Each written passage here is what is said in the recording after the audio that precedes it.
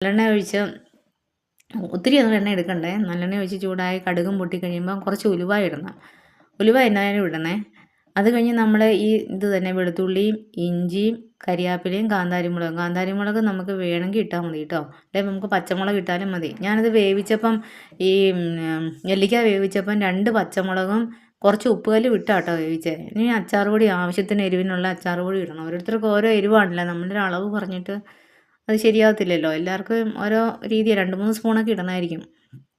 ഞാൻ കുറച്ചേ ഇടുന്നുള്ളൂ. കാരണം ഞാൻ കാന്താരി ഇട്ടിട്ടുണ്ട്. പിന്നെ പച്ചമുളക് ഇട്ടാ വേവിച്ചത്. അപ്പോൾ അതനുസരിച്ച് വേണം നമ്മളത് കൈകാര്യം ചെയ്ത് പോകാനേ. പിന്നെ അത് നല്ലപോലെ ഒത്തിരി അങ്ങോട്ട് ബ്രൗൺ കളറായിട്ടൊന്നും ഈ വെളുത്തുള്ളിയൊന്നും പോകല്ലേ. അന്നേരം അതിൻ്റെ ഗുണങ്ങളെല്ലാം പോകുമല്ലോ. ചില കാര്യങ്ങൾക്ക് മതി. വറുത്തരച്ച കറിക്കൊക്കെയാണ് ഞാനങ്ങനെ ചെയ്യാറുള്ളത്. പിന്നെ ഒരു ഇച്ചിരി കാശ്മീരി ചില്ലിയും കൂടി ഇട്ട് കളറ് വരണമല്ലോ. അല്ലെങ്കിൽ ഒരു മഞ്ഞ കളറ് കൂടുതലായിട്ട് നിൽക്കും. അതുകൊണ്ട് കാശ്മീരിയും കൂടി ഇടുമ്പോൾ റെഡ് കളറും കൂടെ കിട്ടും നമുക്ക്. അച്ചാറാണെങ്കിലും കളറൊക്കെ ഒരു രസമാണേ.